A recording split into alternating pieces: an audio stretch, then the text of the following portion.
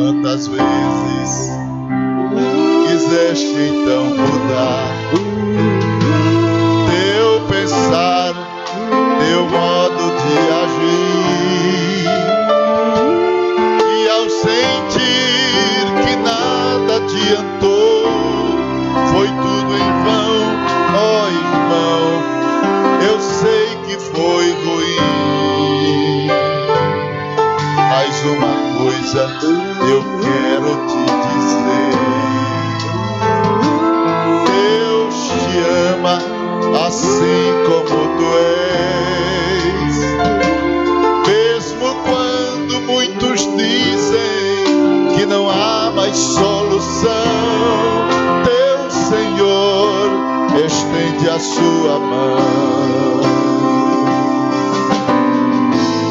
Uma vez, outra vez, vai em frente e tente um pouco mais. Quem sabe hoje aqui angústias vão ter fim e gozarás perfeita paz. Uma vez, outra vez, vai em frente e tente um pouco mais. Quem sabe hoje aqui angústias vão ter fim e gozarás perfeita paz.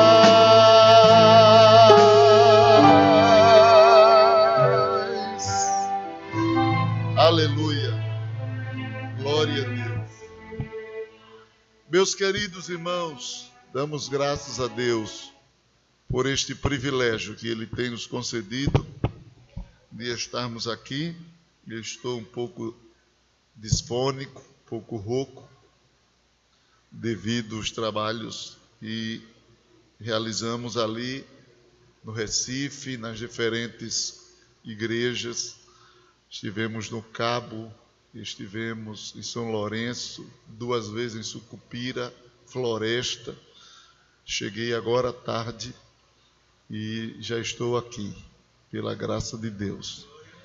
E damos graças a Deus pelo seu amor, sua infinita misericórdia.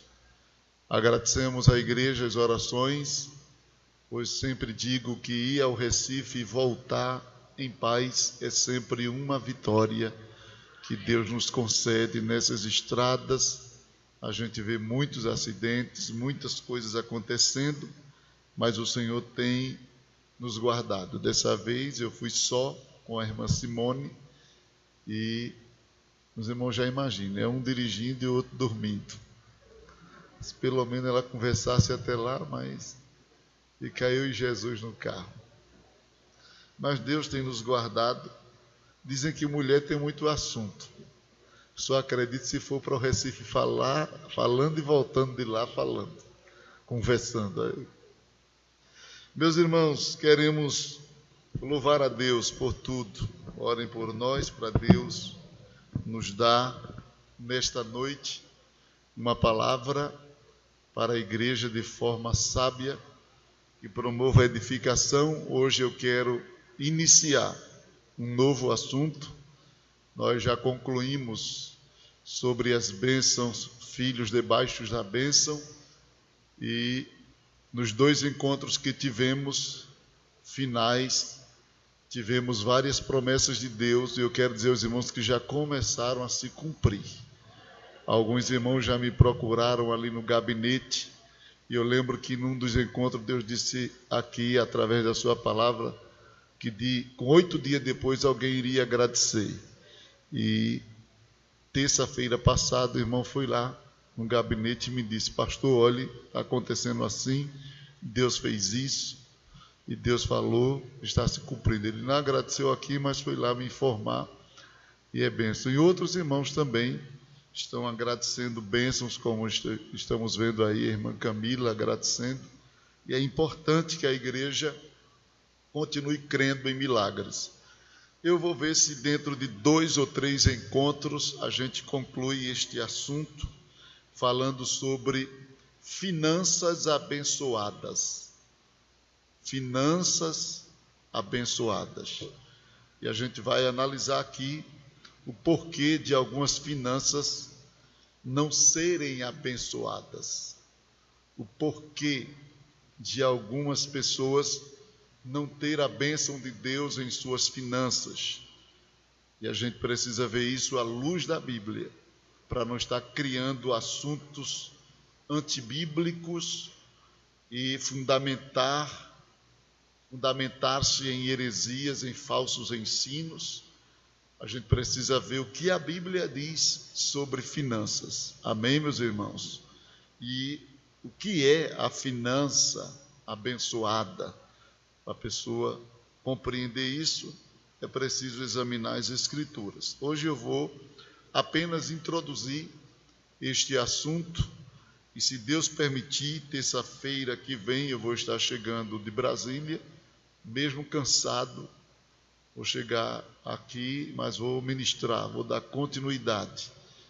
Viu, irmãos? Vou dar continuidade. Vamos estar ali ministrando a palavra de Deus num encontro de obreiros e à noite numa grande festa. De lá vamos viajar para a Bahia, para um lugar chamado... Eita, agora me fugiu. O pastor Daniel que pregou aqui, ele é pastor lá, Luiz Eduardo Magalhães. E vamos de carro 5h30 para pregar lá. Quando terminar, vou voltar de carro direto para o aeroporto. O avião está marcado de 5h05 da manhã. E já vou pegar e fazer escala em São Paulo. Então, passar algumas horas em São Paulo, até 9h30, esperar para chegar aqui à tarde. Mas eu creio que vai dar tempo. Eu venho estudando no avião. Meu tempo é todo consumido para Deus mesmo. Cada intervalo eu vou estudando. Hoje, cheguei aqui, não tinha energia. Aí, irmão Flávio disse, e agora? O senhor vai para onde? Eu disse, não tem problema não. Eu ligo o ar-condicionado do carro, vou estudar lá dentro do carro. E fiquei lá até 6h30 da noite ali dentro do carro estudando. Depois vim orar aqui. Que tem que aproveitar cada momento. Amém?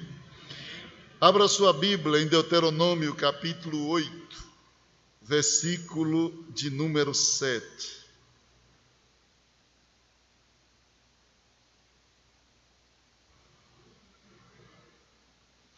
Deuteronômio capítulo 8,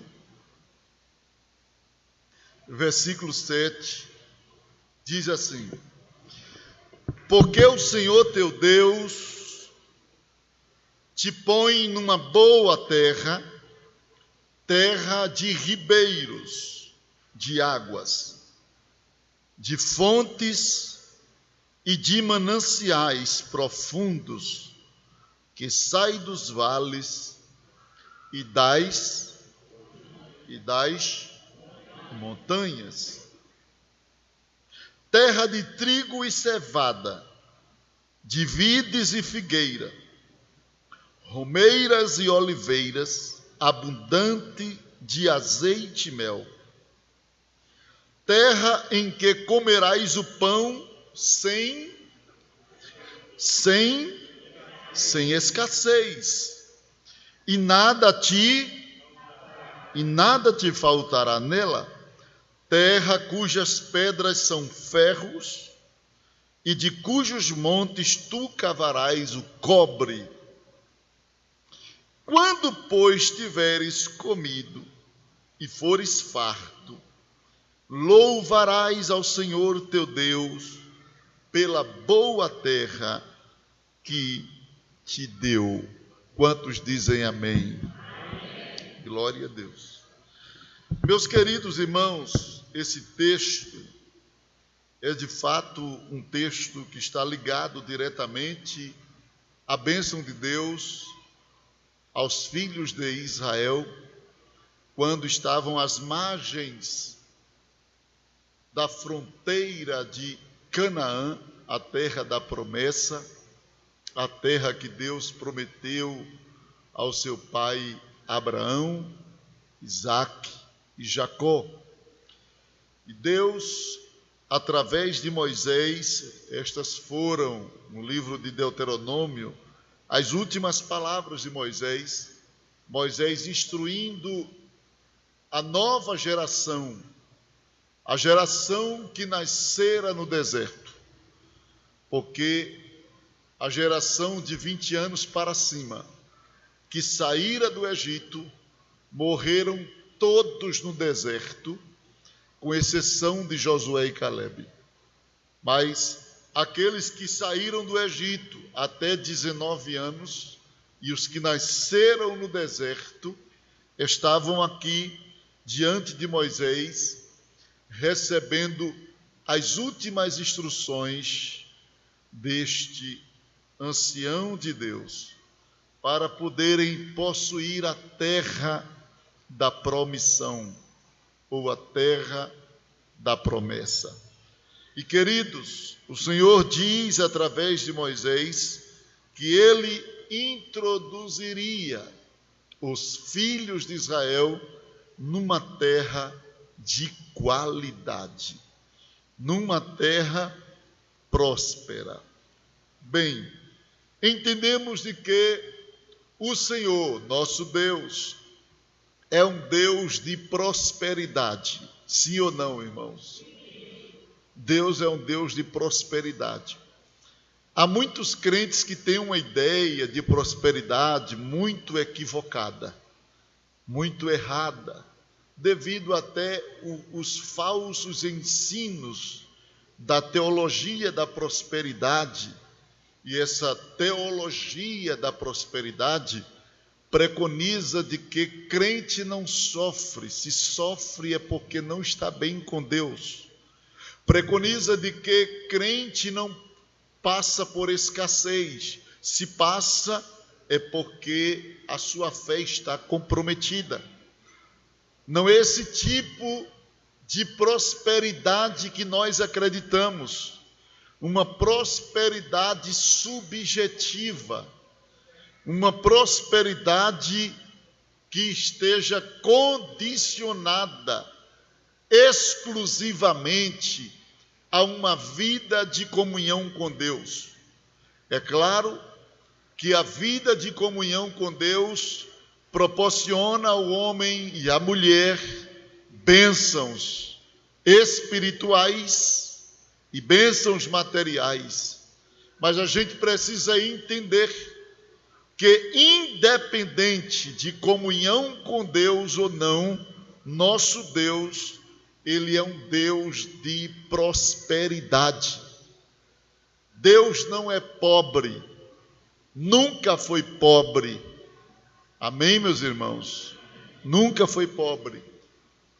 E eu creio pela palavra que o propósito de Deus é que seus filhos também não sejam pobres. Eu creio pela palavra, mas não posso dizer que a pobreza que alguns crentes sofrem é fruto de uma comunhão fragilizada. Eu preciso entender o contexto da origem da pobreza para poder concluir que tipo de pobreza aquela pessoa está sofrendo. Mas eu entendo que Deus é um Deus de prosperidade e Ele quer nos fazer próspero. Quando Deus cria o homem, Deus põe o homem aonde? Num deserto. Num jardim. Ele não pôs no deserto, porque Deus quer que o homem viva bem.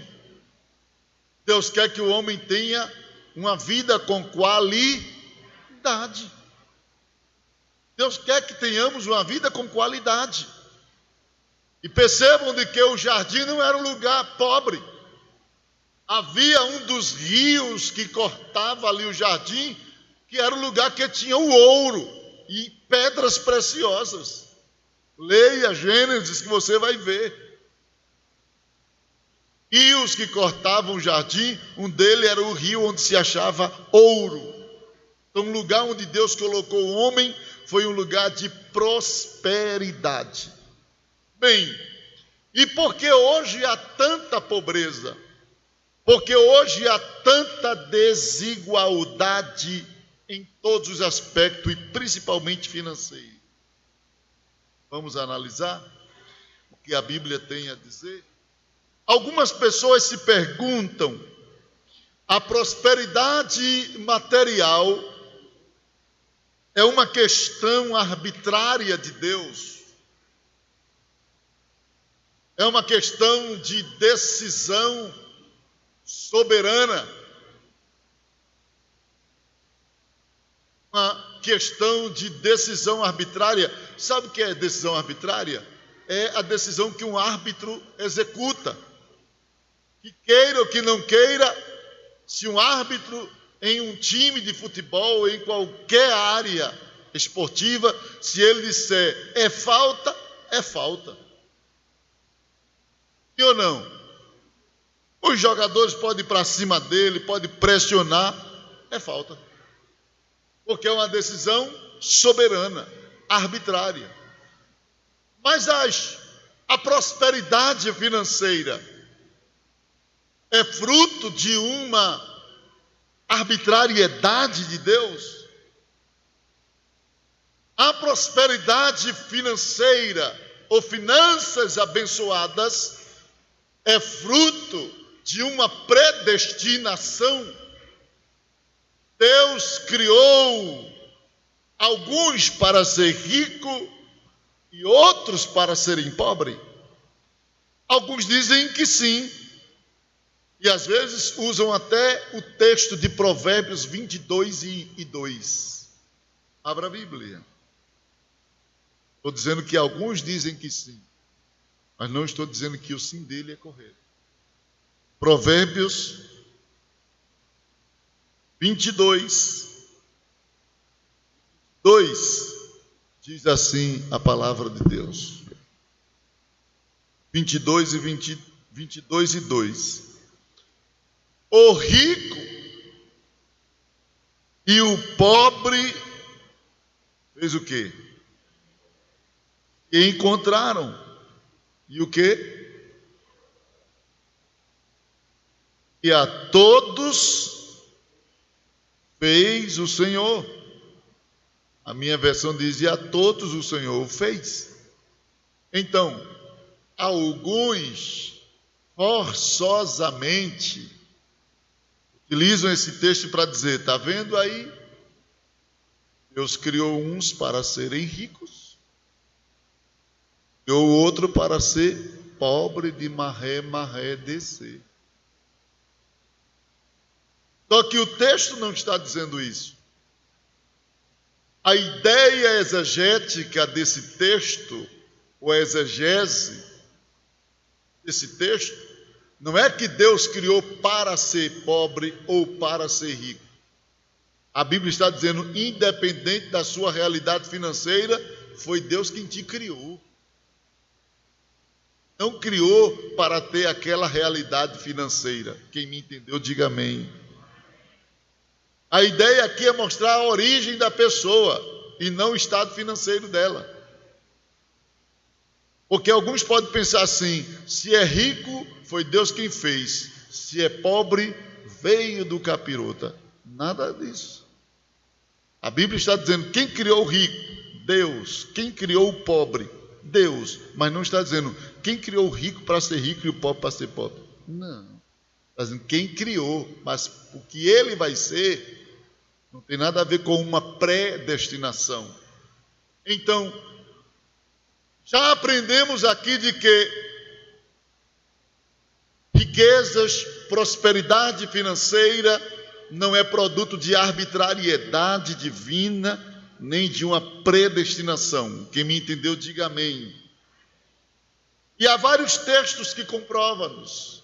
Provérbios, capítulo de número 13, versículo de número 23, diz assim: a lavoura dos pobres faz o quê? Dar. abundância de mantimento. Aí, olha o pobre próspero, prosperando. Se houvesse, se existissem predestinação financeira, o pobre nunca prosperaria. Nasceu para ser pobre. Mas a Bíblia está dizendo aqui no versículo de número 23, a lavoura dos pobres faz o quê? Como é que diz aí? A abundância de mantimento. Então, olha o pobre prosperando. Se ele fosse predestinado a ser pobre, logicamente, ele nunca prosperaria. Quem me entendeu, diga amém. Então não há uma predestinação financeira. Você não nasceu para ser pobre, fulano não nasceu para ser rico. E é bom que fique claro isso aqui, pelas Escrituras. Eclesiastes 5:9. Eclesiastes 5:9 diz assim: proveito da terra é para alguns. Vamos lá. O proveito da terra é para todos. Está vendo que não há predestinação financeira? A Bíblia está dizendo: o proveito da terra é para todos, até o rei se serve do campo. Não importa a posição, ele precisa do mantimento para se servir. Não importa qual é a cadeira que ele ocupa na sociedade, todos nós precisamos, sofremos necessidades. Então, o proveito da terra é para todos. Então a lógica é: se fulano nasceu para ser rico, ele nunca ficaria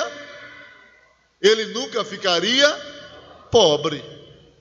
E se Beltrano nasceu para ser pobre, ele nunca ficaria rico.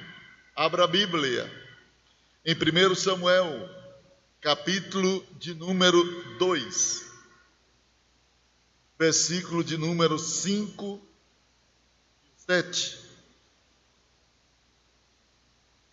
Estamos apenas introduzindo. 1 Samuel, capítulo 2, versículo 5 e 7. Eu não sei se está cortando o microfone, se estou percebendo mal. 1 Samuel, por isso que eu estou repetindo muito para não cortar aí na filmagem, aí os irmãos não ficarem sem entender. 1 Samuel, capítulo 2, versículo 5 diz: os que antes eram o quê? Fartos. Vamos dizer assim, ricos. Os que antes eram ricos. O que é que está acontecendo agora? Agora, se alugaram por pão. Você sabe o que é isso? É pedir emprego. É pedir emprego para ter pelo menos o direito do que comer. Haviam duas formas de uma pessoa receber.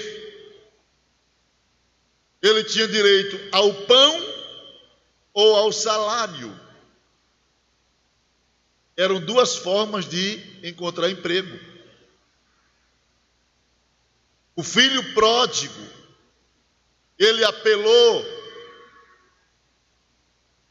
para ter alguma coisa, mas o que ele recebia não dava nem para ele comer.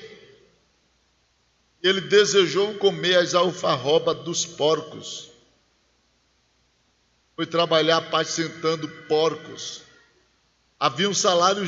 haviam trabalhos de vários níveis salariais, ou salarial. E às vezes uma pessoa ia trabalhar e o direito dela não era receber dinheiro, era o pão do dia. E a Bíblia está dizendo aqui, ricos agora se alugam por pão. Em outras palavras, eu vou trabalhar, eu vou usar minha força para te servir, para você pelo menos me dar o que comer. Então, rico ficou pobre. Agora veja a última parte desse versículo. Mas agora cessaram o quê? Os que eram, quem passava fome agora estava rico. Então percebam de que não há predestinação financeira. Deus não criou ninguém para ser pobre, nem criou ninguém para ser rico. Deus apenas criou. Riqueza e pobreza são consequências. Amém? E eu estou falando no contexto que estamos vivendo, depois da queda. Antes da queda era uma coisa. Depois da queda, riqueza e pobreza são frutos de consequências. Então ninguém nasceu para ser rico nem para ser pobre, por uma ação arbitrária de Deus.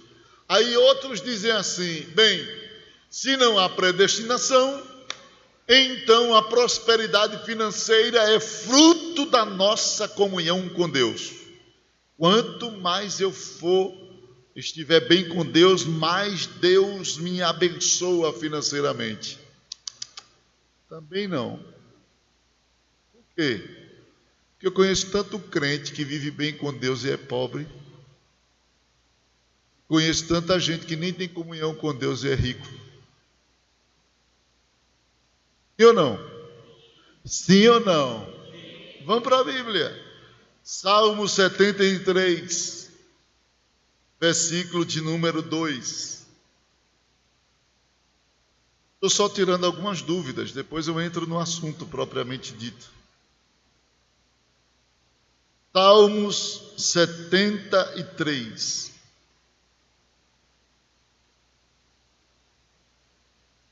Aqui os filhos de Asaf, acerca da prosperidade dos ímpios. Verdadeiramente bom é Deus para com Israel, para com os limpos de coração. Quanto a mim, ele dá um testemunho, ele diz, quanto a mim, os meus pés quase que se desviavam. Pouco faltou para que escorregassem os meus passos, quase que eu caía. Ele está contando uma experiência. Ele está dizendo, eu passei por uma fase na minha vida que quase que eu deixava de ser crente. Quase que eu abandonava o meu Deus. Aí ele diz, pois eu tinha inveja, pois eu tinha dos loucos, de quem aí na sua Bíblia diz? Dos soberbos. Quando via a prosperidade de quem? Dos ímpios. Quem é que está falando aqui? Um crente. Olha o crente dizendo, sei não, eu sou crente, Deus não me dá nada. Aquele cabo é ímpio, prostituto, cheio de carro bonito, roupa bonita, relógio de marca. O meu eu tenho que dar umas 2 tapas para a pilha pegar.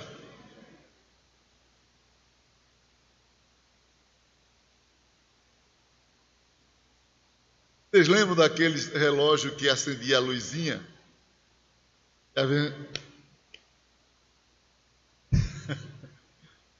As letras ficavam fora assim. Eu sou dessa época. Aí ele diz aqui, versículo 4. Estou estudando a Bíblia com vocês e eu gosto disso. Porque não há aperto na sua morte, mas firme está a sua força. Ele está falando dos ímpios. Não se acham em trabalhos como outra gente, nem são afligidos como outros homens. Pelo que a soberba os cerca como um colar, vestem-se de violência como de adorno. Os olhos deles estão inchados de gordura. Eles têm mais do que o coração poderia desejar. Olha a situação do ímpio.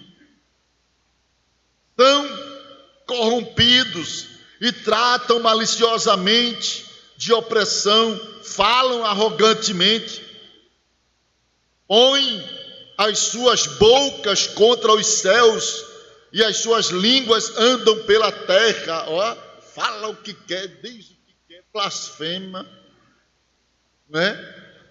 A blasfêmia está na boca dos ímpios. Por isso o povo dele volta aqui e águas de copo cheio se lhes espremem. E eles dizem: como sabe Deus? Há conhecimento no Altíssimo? Eis que estes são ímpios e prosperam no mundo, aumentam em riquezas. Na verdade, que em vão tenho purificado meu coração e lavado as minhas mãos na inocência. Eu comecei a olhar para ele e dizer: para que é que vale a pena ser fiel? Eu sou fiel, procuro ser puro, fazer as coisas com honestidade, não tenho nada. Esses cabras fazem o que quer, mentem, deitam, enrolam na injustiça e têm as coisas. Isso aqui é o dilema dos filhos de Asaf, o dilema de Asaf aqui. Aí ele diz, versículo 15: se eu dissesse, falarei assim, eis que ofenderia a geração de teus filhos. Se eu for fazer o que eles fazem, tu já iria cobrar de mim. Quando pensava em entender isso, foi para mim muito doloroso. Até que entrei no santuário de Deus, então entendi eu o fim deles. Asaf está dizendo: quase que eu me desviei quando comecei a fazer comparação entre mim e os ímpios, entre eu que sou crente e aquele cabra ímpio lá. Tem tudo, não passa prova, não passa aperto, não passa nada, como que quer, do bom e do melhor na terra, e eu, crente, só no pirão, no bife do oião, no disco voador, né? Só no ovo. Quando tem, quando não tem, cuscuz com manteiga. Eu passei por essa prova. Então, que situação. Ele está dizendo: o ímpio prospera e o justo prova. Bem, esse é um lado da moeda. Quem já viu ímpio próspero e justo pobre? Quem já viu? Levante a mão. Eu já vi. Eu conheço um bocado de ímpio aí, que é cheio de dinheiro, cheio de carro, cheio de coisas. E eu conheço um bocado de pobre que até o pneu da bicicleta dele furou. É ou não é? Sim ou não? Agora, quem já viu ímpio pobre? Eu já vi. Conheço um bocado de ímpio pobre de maré descer. Eu acho que o ímpio pobre, ele é pior do que pobre, ele é miserável. Que além de ser pobre, ser ímpio, se morrer vai para o inferno. E quem já viu rico próspero, ou crente próspero? Quem já viu? Então, é uma moeda de dois lados, irmão. A gente não pode ser como Asaf e dizer assim: o rico prospera e o justo vive na prova direto. Não, a Bíblia me mostra, e a experiência também, que existem ímpio próspero e crente pobre, que existe ímpio pobre e crente próspero. A Bíblia me fala disso. Sim ou não, irmãos? Porque a Bíblia fala de Davi. Davi não era pobre. Davi nasceu até pobre, mas ficou rico.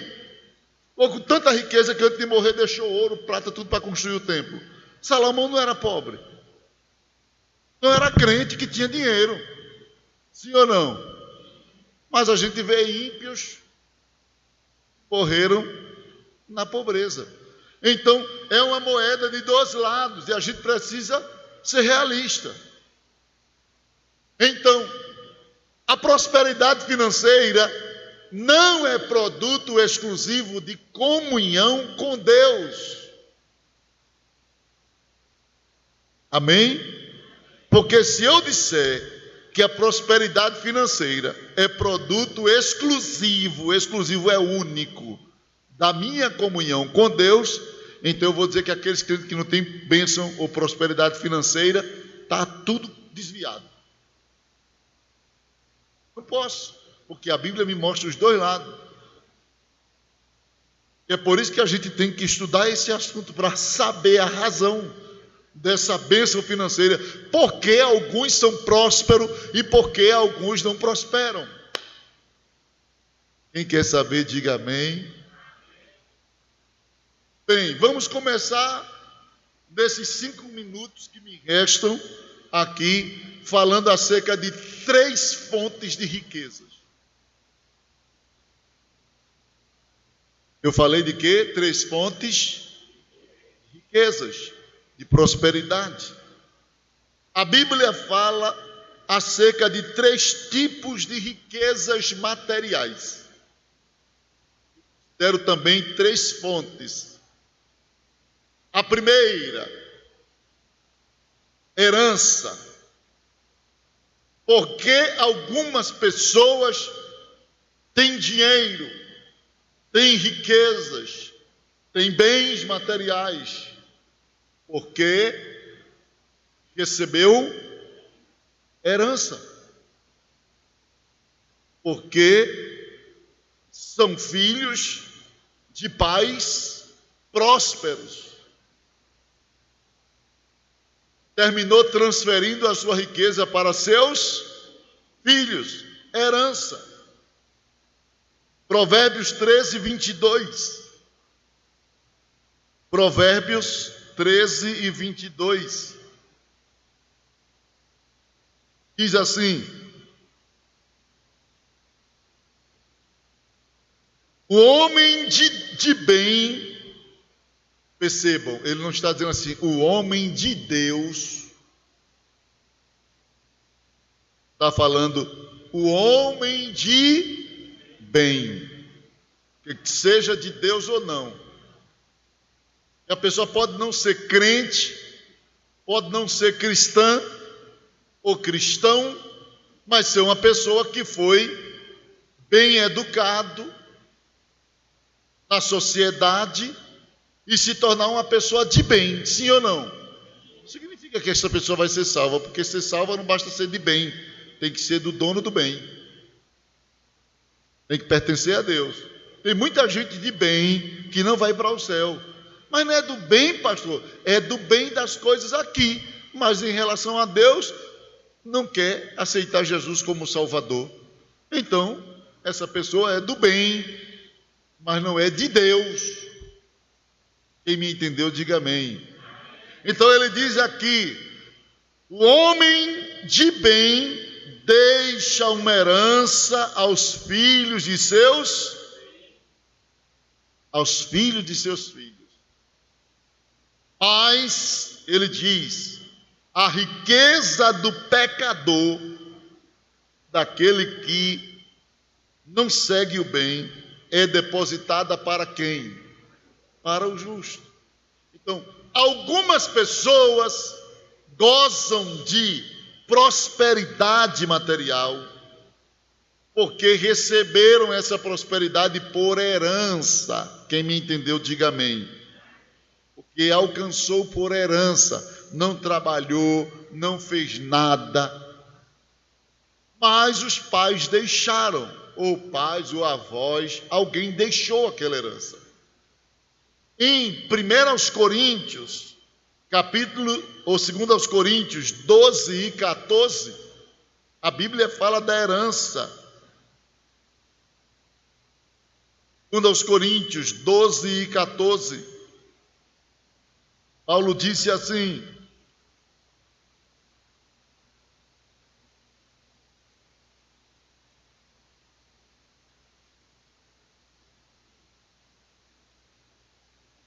a última parte diz assim: porque não devem o quê? Os filhos entesourar para os pais. Mas o quê? Mas os pais para os filhos. Está lá. Se tiver algum pai pirangueiro, vai dizer: não fale isso não, pastor.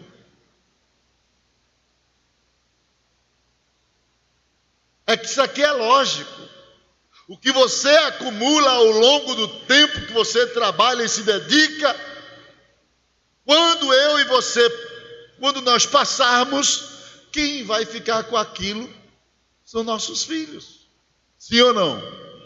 Então, não é os filhos que trabalham para enriquecer os pais, é os pais que terminam trabalhando para dar aos filhos.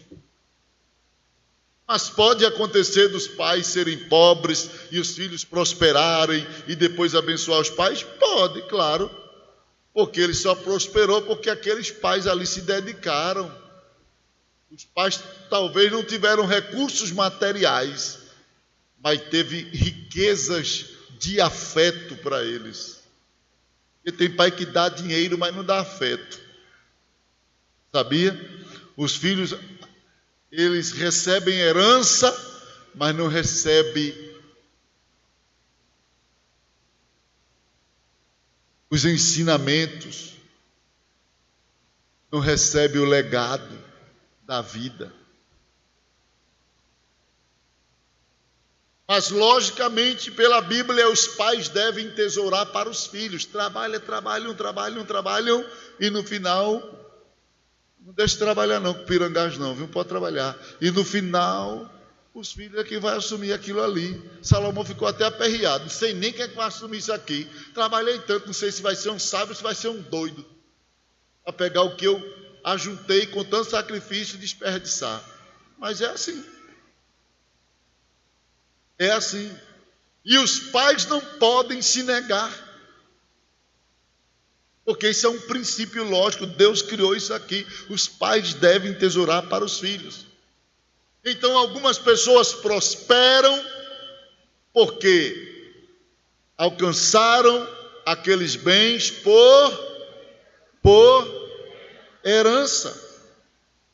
Eu quero aqui terminar aconselhando os pais: não se preocupem apenas em dar herança aos seus filhos. Preocupem com o legado. Herança se consome, legado não. O legado fala das lições de vida, o exemplo de fé, seu testemunho moral. Porque tem gente que dá dinheiro aos filhos, mas a vida de prostituição, de pecado, destrói aquele filho com todo o dinheiro que ele deixou. Porque eles não receberam legado. Aí quando os pais morrem, o que tem na cabeça dele é o que o pai fazia: cachaça, prostituição, droga. A vida era aquilo do meu pai. Pais deram dinheiro, mas não deram legado. Eu conheço a história de um pai que se preocupou muito com o legado. E ele chegou para o seu filho, eu acho que eu já disse isso aqui outra vez, e disse assim: meu filho, eu percebo que você não atenta para os meus princípios. Eu percebo que você não aprende com a minha vida. Você só consome o que eu tenho. E eu já previ o seu destino. Eu já sei como você vai terminar a sua vida. E o filho disse: como, pai? Você vai terminar na pobreza. Você vai terminar na miséria. Eu prevendo isso aí, eu queria lhe levar a um lugar especial, para ter uma conversa bem particular com você. O filho disse, onde? Ele disse, vamos ali. E levou ele numa terra distante. No meio daquela terra tinha um celeiro construído. E ele disse assim, olhe, depois que eu morrer, eu quero que você faça uma promessa, porque eu já sei, os funcionários da fazenda vão tomar tudo que você tem. Você vai gastar o resto que vai lhe sobrar com os seus amigos, com bebida, com as coisas. Então, quando isso acontecer, prometa-me que você vai vir aqui, nesta terra, que ninguém vai poder mexer,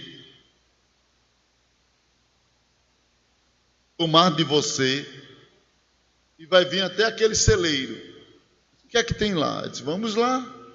Quando ele chegou lá, tinha uma forca no meio do celeiro construída. Ele disse, pronto, tem essa forca aqui para você. E eu quero que você venha aqui e se enforque. Prometa-me. E o filho, prometa? Pensou, né? Meu pai está ficando doido. Está querendo que eu me mate. O filho, para satisfazer o pai, disse, bem pai, se acontecer o que o senhor está dizendo, eu venho e me mato. É isso que eu mereço. E do jeito que o pai previu, quando o pai morreu, perdeu tudo, entrou numa situação deplorável, de humilhação, como um ébrio, até que ele, como andarilho, pegou rumo justamente na estrada que levava até aquele celeiro. Ele nem lembrava do celeiro. Quando ele ia passando lá como mendigo, pobre, miserável, ele viu lá o celeiro, lembrou-se, eita, foi aqui que o meu pai me trouxe, foi aqui que ele me fez fazer uma promessa. Aí entrou abrindo os matos já estavam grandes, entrou, chegou lá dentro, o celeiro, a forca ainda estava lá, o tamboretezinho lá no mesmo lugar. Ele começou a chorar e dizer, meu pai, oh meu pai, como o senhor tinha razão. Se eu tivesse aprendido com o senhor, eu não estaria aqui dentro desse celeiro na situação que estou. Se eu tivesse pelo menos lhe escutado nos últimos conselhos, minha vida não estaria nesta situação. Mas eu me lembro da promessa que eu lhe fiz, meu pai, e eu vou cumprir. Me perdoe por não ter lhe ouvido quando deveria ouvir. Mas pelo menos a última promessa e o último pedido que o Senhor me fez, eu vou atender, porque é isso que eu mereço. Subiu no tamborete, colocou a forca no seu pescoço e jogou-se de cima do tamborete. E sentiu-se por um momento as cordas apertarem, faltando oxigênio, e ele se debatendo sem fôlego, quando de repente o braço da forca partiu-se. Ele caiu no chão, desmaiado, ficou lá por alguns minutos. Daqui a pouco ele torna.